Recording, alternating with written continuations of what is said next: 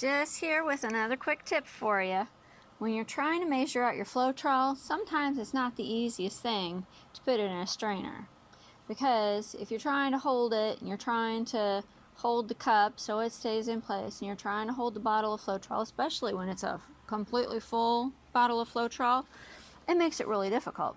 Well, if you buy these cheap cups, I don't remember if I got these at Walmart or at a dollar store. I think I've actually bought them in both places before. But they are the 16-ounce cups. So if you have one of those, and then you have these bottles from Walmart, you can actually set your strainer on your cup and you can have it held with one of these bottles. If you don't have any of those bottles, you can actually just take another one of these cups and you set it here, and then your handle will rest on it. It's just, it won't be holding it up as high, but it still will hold it just fine. And then you are able to easily pour your Floetrol in there. And then you just let it set. Sorry. You let it set while it is filling up the cup. And you don't have to worry about if you have too much Floetrol.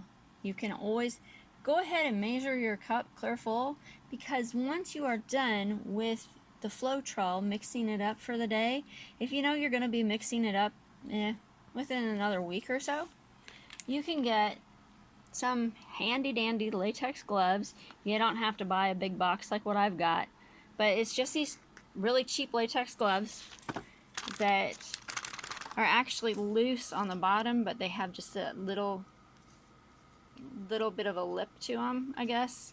So I mean, they're not even the tight fitting ones, but you put it on your cup when you're done, and then it will keep it from drying out.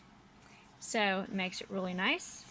And as long as you're not trying to stir up different paints in it and things anyway, it doesn't matter if it gets a little dry around the edge, because like this has some dryness around the edge, but since I'm not stirring it, I'm not mixing that up into it.